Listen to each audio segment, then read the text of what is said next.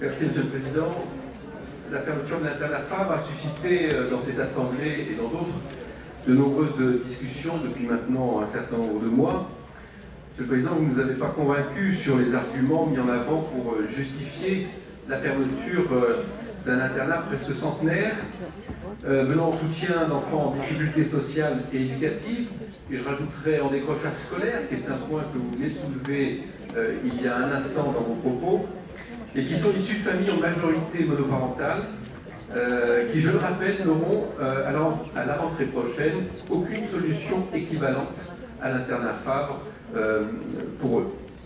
Vous ne nous avez pas convaincus non plus sur la méthode où un personnel qualifié, reconnu, remarquable de professionnalisme, a été informé par les médias de votre décision quelques mois avant la fermeture de l'internat, alors même que vous aviez signé avec cet internat un plan d'établissement jusqu'en 2017.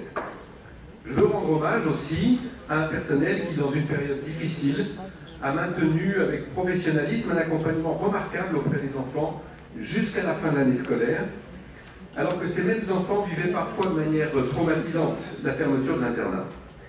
Je veux remercier également le personnel qui, pendant cette même période, a travaillé sur un appel à projet dont nous parlons à l'instant, pour maintenir l'espoir auprès de nombreuses familles en attente de vraies solutions alternatives, et je le dis pour mon collègue Marc Rivel, dans un périmètre métropolitain, puisque c'est bien de cela dont il s'agit aujourd'hui, et c'est bien ce qui est identifié aujourd'hui dans le vœu. Je regrette que ce travail, d'ailleurs, n'ait pas été à votre initiative, mais je ne doute pas que vous accepterez malgré tout de l'accompagner.